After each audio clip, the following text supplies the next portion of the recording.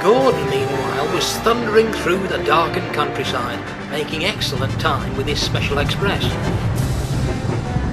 Shouldn't be long now, he thought, providing Boco's carried out his part of the plan. Presently, a danger signal appeared ahead, and Gordon slowed to a halt.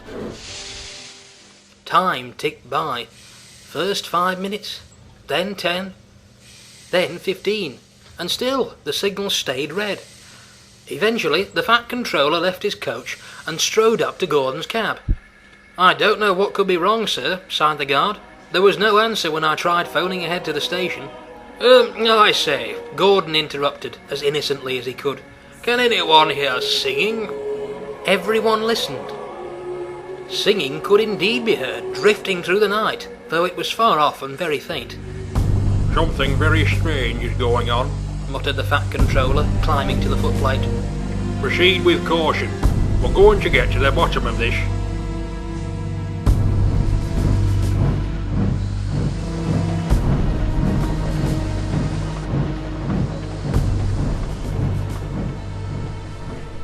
Back at Vickerstown, Grim Jim was still trying to make himself heard. He found an old megaphone and scrambled onto a luggage trolley. "You're all causing a public disturbance," he bellowed. "I've a good mind to call the police." "Now then, I wouldn't bother doing that, sir. It all seems perfectly within the law to me." The station master scowled and went on shouting. "Very well. I'm going to count to 10 and..." Everyone turned to see Gordon puffing slowly out of the gloom into the station. He stopped carefully behind Boco. The singing quickly dispersed as the Fat Controller emerged from Gordon's cab, looking very cross. The flustered station master tried to explain the mess.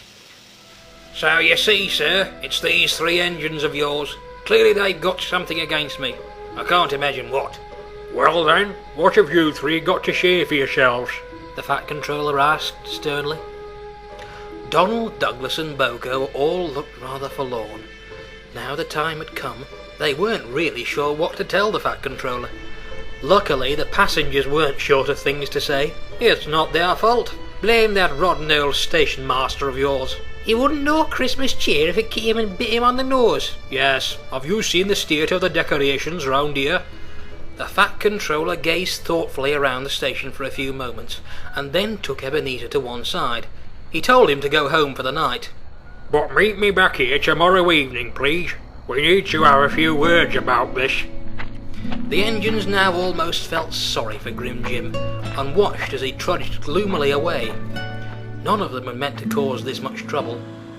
"Sir," whispered Boco, "you aren't going to give him the sack, are you?"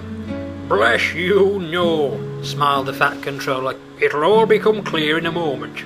Now, where's that megaphone?" He stood on Douglas's tender and addressed the restless crowd.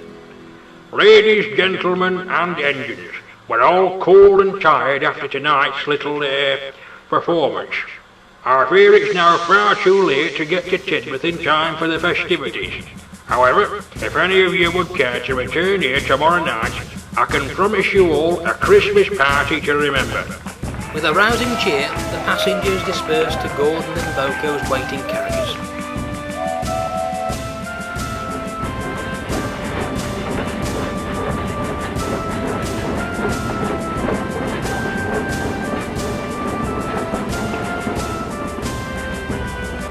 Boco was quiet as he went on his way.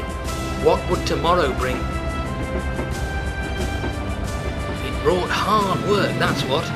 Even so, the engines were thrilled to be out that morning. None of them had ever run on Christmas Day before.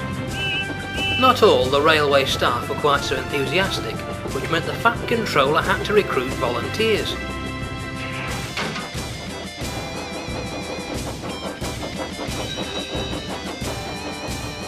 Even Lady Hat helped.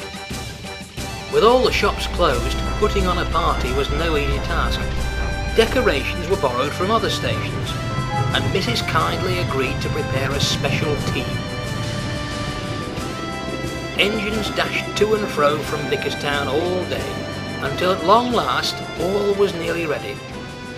Yet, as the guests began to arrive, some still remained sceptical.